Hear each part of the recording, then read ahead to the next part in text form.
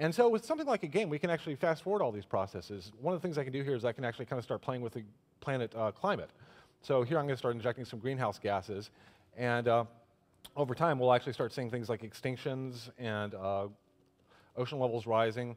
I could actually melt the planet if I wanted to. You know, in fact, one of the things I'm trying to do in the game is actually terraform planets and stabilize the biosphere. But basically the idea that I can give somebody, some kid or an adult, a toy planet, have them kind of experiment with it by kind of playing with it like a guinea pig, you know, poking and prodding it and seeing what the long-term results of it are, means that you can start, at least in some sense, calibrating long-term instincts for these things. And in some sense, you know, I want to give like every 15-year-old kind of the ability to be a god in this little limited kind of toy world, and then get a sense of what kind of god, you know, would they be? Would they be a vengeful god, a nurturing god? And just get a sense of the really big picture of life as you stand back.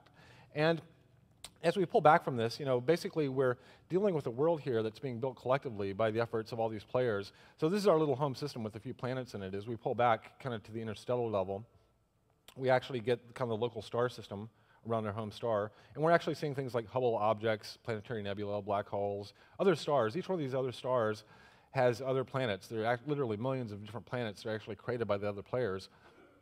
But this is actually a very, very small fraction of the entire galaxy, which is the world, which is being built collectively by the millions of players playing the world. So it's basically an unlimited number of worlds that are built by the players as they play the game. So I'm going to stop the demo here and invite John back up to interrogate me. Thanks.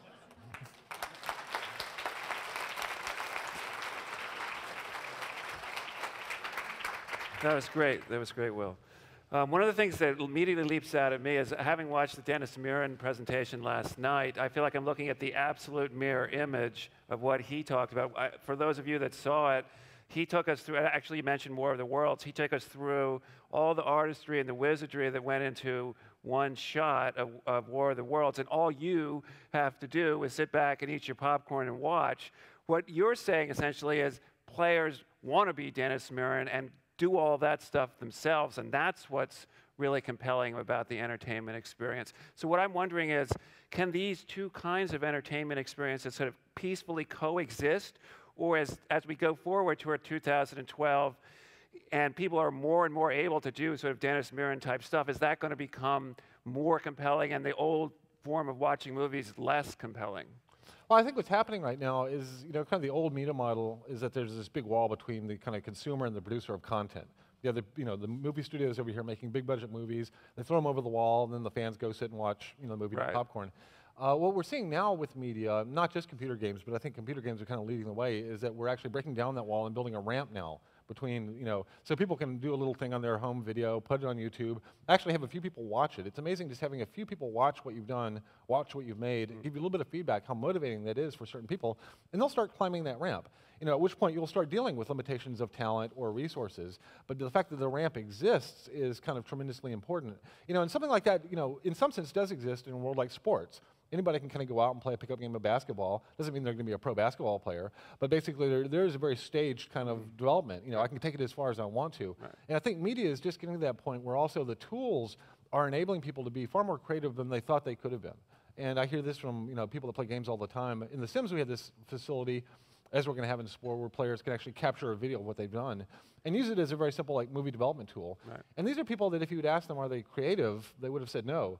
But they start playing with these games and get, you know, a high facility at understanding how to operate it, move the camera and all this stuff. And in some sense for them, it's almost like learning a musical instrument. You know, and they want to kind of show that skill in playing that instrument and actually perform it for other people. That's interesting. Another thing that strikes me is Dennis also talked about the amount of energy he puts into making things look real. And that's part of the whole sort of experience of watching the movie. You have to believe that's real. Striking aspect of Spore is that it doesn't look, you know, photorealistic. It looks a bit cartoony. And I'm interested in your decision-making process there. Why did you choose to make it look that way? And do you see there's another form of realism at work here, which isn't a visual sort of realism, but a realism of system dynamics beneath that visual aspect?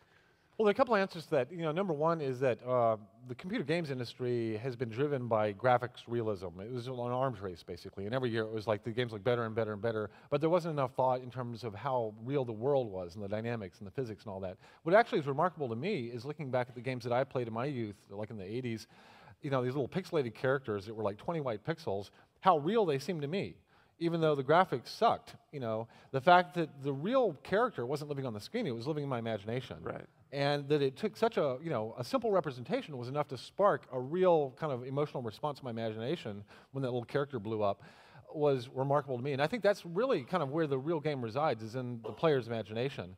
But also, if you look at the history of art, basically you had painters trying to achieve higher and higher levels of realism in painting, which they roughly did about 400 years ago. They achieved photorealism. Right. And from that point, art decided, okay, well, instead of going for the external representation of objects, let's go more for the internal representation of how these objects make us feel. And we got things like, modernism, impressionism, constructivism, things like